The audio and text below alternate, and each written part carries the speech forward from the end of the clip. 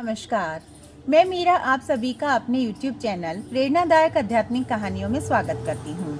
आज मैं आपको रोम के एक प्रसिद्ध लुहार मार्कस की कहानी सुनाने जा रही हूँ। मार्कस लोहे की वस्तुएं बनाने में, हथियार बनाने में, तलवार, भाले, कवच इत्यादि बनाने की कला में बेजोड़ था। लोग तो यहाँ तक कहते हैं कि देवताओं तक ने भी अपने हथियार मार्कस से बनवाए थे। तो रोम की सेना के हथियारों का निर्माण मार्कस ही करता था। रोम के राजा का भी वह बड़ा चहेता था। वह बेरोक टोक राजभवन में आया जाया करता था। एक बार रोम पर हमला हुआ। रोम की सेना बड़ी ही वीरता से लड़ी, परंतु हार गई। रोम के राजा को बंदी बनाया गया। जिस समय रोम के राजा को बंदी बनाया जा रहा था, संयोगवश मार्कस भी वहीं पर उपस्थित था। तो दुश्मन सेना के सैनिकों ने मार्कस को, राजा को और वहां उपस्थित सभी मंत्री गणों के पैरों में बेड़ियां और हाथों में जंजीरें बांधकर उनको बंदी बना लिया और उनको एक गहरे जंगल में लेकर चले गए, जहां पर बहुत ही खूंखार जानवरों का वास था।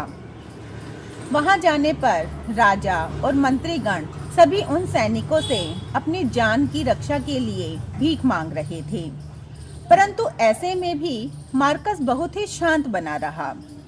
जब वे सैनिक उनको जंगल में छोड़कर कुछ ही दूर निकले, तो मार्कस ने राजा से कहा कि महाराज, आप चिंता मत कीजिए, मैं एक लोहार हूँ और जिंदगी भर लोहे से खेलता रहा हूँ, तो इन बेड़ियों को खोलना मेरे लिए कोई बड़ी बात ना होगी। जैसे ही ये सैनिक जंगल से बाहर चले जाएंगे, मैं इन बेड़ियों को आसानी से खोल दूंगा और आप सभी को मुक्त कर दूंगा। यह बात सुनने पर राजा और मंत्रीगण सभी ने चैन की सांस ली और उन्हें कुछ सांत्वना मिली।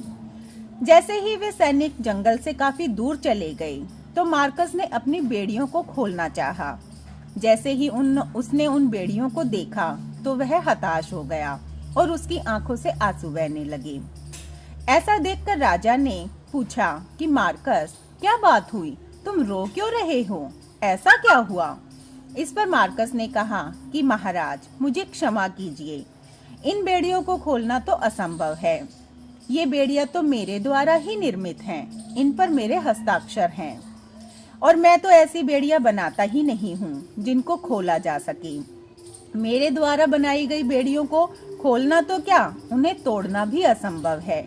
तो आप मुझे क्षमा कीजिए, मैं आपकी कोई भी सहायता नहीं कर सकता। जिस तरह से मार्कस अपनी ही जंजीरों में कैद था, उसी प्रकार हर इंसान अपनी ही जंजीरों में स्वयं निर्मित धारणाओं में जकड़ा हुआ है।